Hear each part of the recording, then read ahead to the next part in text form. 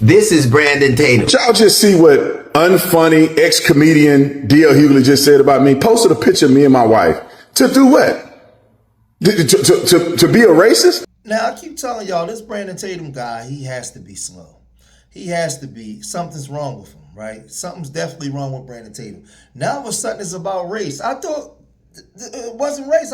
Maybe he wasn't being racist. Maybe he was just putting a picture of you and your wife to make a point. So when you're disparaging Nolan Wells' family, it's not about race. You're not disrespecting that black man and his wife when you're putting out things that's not factual, that can't be substantiated. Right? When you're saying bad things about black people, when you go and say that black people are not that intelligent, that's not about race. But when somebody says something about you, all of a sudden it goes into the race card. Oh, because they posted your white wife, right? But you can talk about everybody else's wife, right? You can insinuate that they're bringing things about race. They doing this about for the money. They bringing it. You're making all these accusations about that boy's mama, right? But when somebody show your family to make a point, now all of a sudden it's about race, right? So Brandon Tatum, y'all know he working with slow gases. He will respond. Social media influencer who failed at football and was a mediocre cop all of a sudden knows more than that. I don't know what happened. You don't know what happened. But I do know this. You said that a young woman with a pot of water acted so suspiciously that she should be shot by cops. I think that this is justified, but it could have been avoided, but still justified. You can't throw boiling water on a police officer and not get shot. But you don't think people that were on a boat with somebody in proximity to somebody and that person come that day acted so suspicious they should be questioned? Hold on. They were questioned, Stu Head. They talked to the police. This is why y'all ain't never gonna make it in life, man. This is why these people ain't never gonna make it, bro. The only reason I don't totally think black people are completely a lost cause because I grew up around black people. I got black people in my family whom I love. So I have experience with black people who are not completely retarded. But when you look at these people, and I see why white people are sick of y'all. Because if you ain't never met reasonable black people, and you listen to these fools all day, you gotta think black people has gotta be the dumbest people on planet Earth. You have to be biased looking at the stupidity. You think a woman who throwing a hot boiling water on somebody should get shot. That's called deadly force. I don't think she should get shot because she's black. I think she gets shot because it's according to the law. If you're in fear of serious bodily injury or death, which boiling water can cause, then a cop can shoot you. And the only reason this cop got in trouble because he white. And they want to make an example out of this cop. And he was a stewhead by the stuff he said before he ended up having to shoot her, which put him in a position where they will argue that he instigated it. But she threw boiling water at the cops.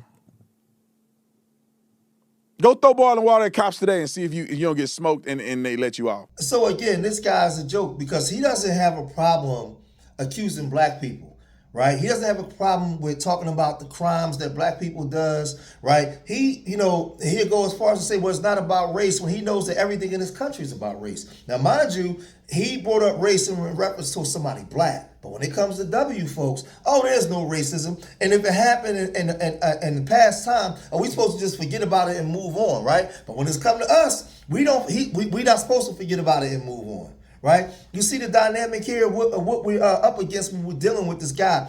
I don't know what happened to him, what happened to maybe with his parents. I don't know but something real bad happened to this guy in reference to black people. And he has a real serious problem with black people, right? Serious. I'm real interested to see what his relationship is with his own family. Because I'm a black guy, I already know. I know at the barbecue, he got cousins that hate him. He got a brother that probably don't even speak to him, right? I'm telling you, those of us that's black, we already know because some of us unfortunately got people like this in our family. And you just look at him like he's sick, she's sick. Just leave him alone, man. Don't worry about that, right? Because he's going to start now bringing up black on black, so-called black on black crime and what happens to black people in Mississippi, right? In a 10-year span. My question is, what does that got to do with this case? What does this got to do with a black boy on a boat with some W's and we're trying to find out what happened? What does black people unaliving each other in Mississippi got to do with that? What you're trying to say that somebody black did it? I mean, why inject this when it has nothing? We're talking about this case. But this is what they try to do when they try to run interference and twist and turn everything. 2015 to 2024, about a 10-year period, 3,000 to 3,500 black Mississippians were killed by black offenders.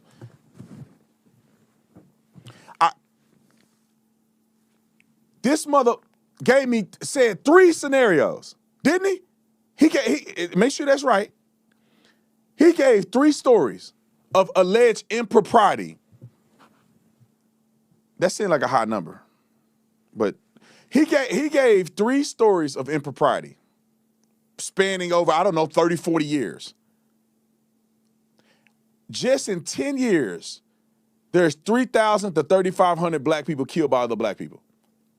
You tell me what, like when y'all talk about historical context, when you stupid, all that stuff makes sense to you. If you want to play the historical injustice math, it's fair to believe that a black man that's killed could be killed by another black man. How you know the black kids that were out there with Nola had nothing to do with it? Statistically, historically, it's more likely that he'll be killed by a black person. Ignorant, y'all Negroes, ignorant. I'm tired of being nice to y'all. I hope I don't get in trouble with certain people, but I'm tired of being nice to y'all. I'm sick of y'all low vibration, ignorant Negroes.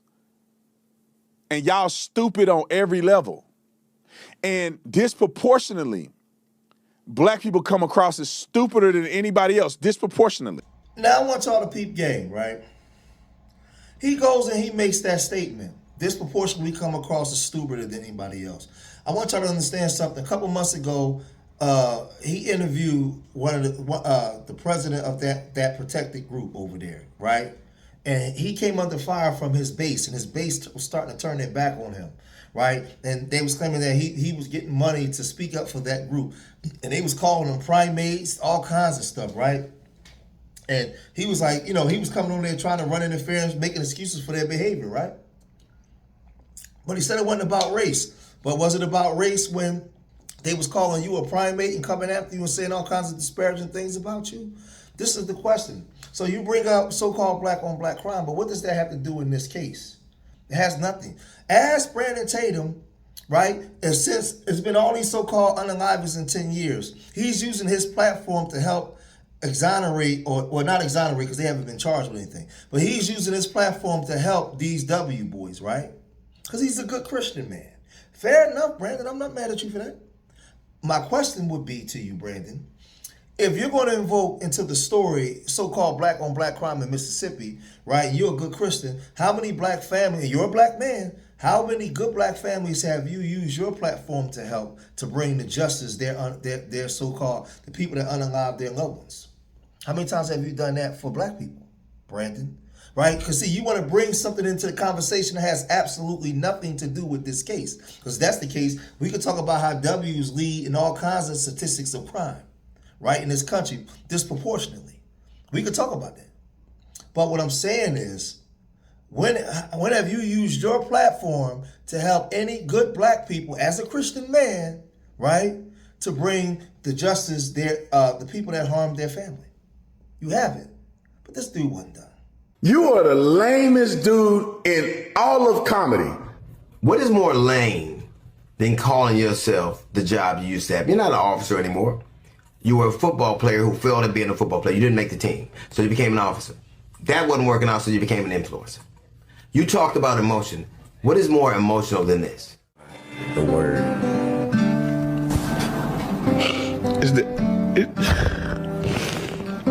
You cried for a white dude who the people didn't even think you worthy to speak at his funeral. You said you wouldn't cry for your son, but you cried for him. That's not emotion? You talked up the way Benjamin Crump talks. Just just want to blame white folks. And so I go out there because I know that lame Al Sharpton and Mr. I can't read Benjamin Crump is just race hustling, y'all. You talked about how those boys are innocent. You had proof. Now, I don't know whether they're innocent or not. I don't know what happened there. But I know one conversation with a failed football player and a social media influencer is not the predicate. You don't have any toxicology report. You don't have an autopsy report.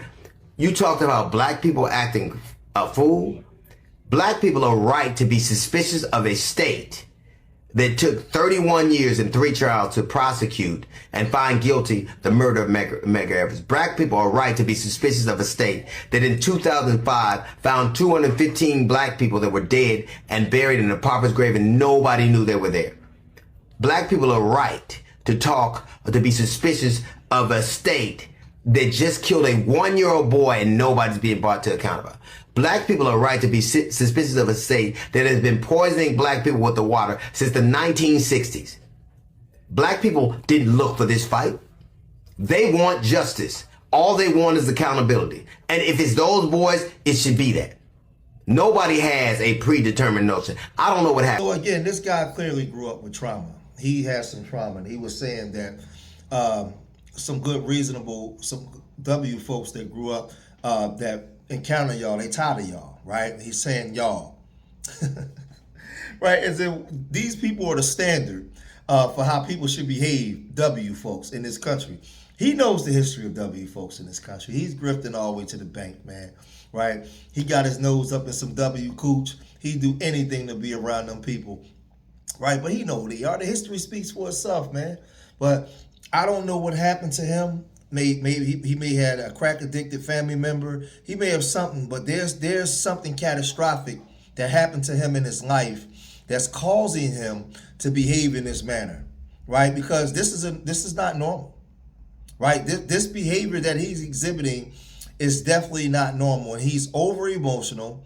And whenever it's anything in regards to a black person, show me where he has any positive content on his channel in regards to black people. Show it to me. Anything positive. Black graduates, right? Kid graduating from school. Anything in regards to positivity in regards to black people. Show it to me. And he said the only reason why that cop got in trouble was because he was W. Well, how many times black people just got unalive because they were black in this country? There's never been no forms of justice.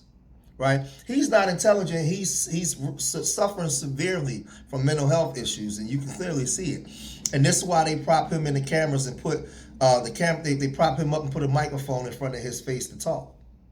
Right? But this is Brandon Tatum. This is what he does, right? And he has no problem saying how unintelligent black people are in front of his audience. And you know what they do? Pull out the pom-poms and they cheer him on, right?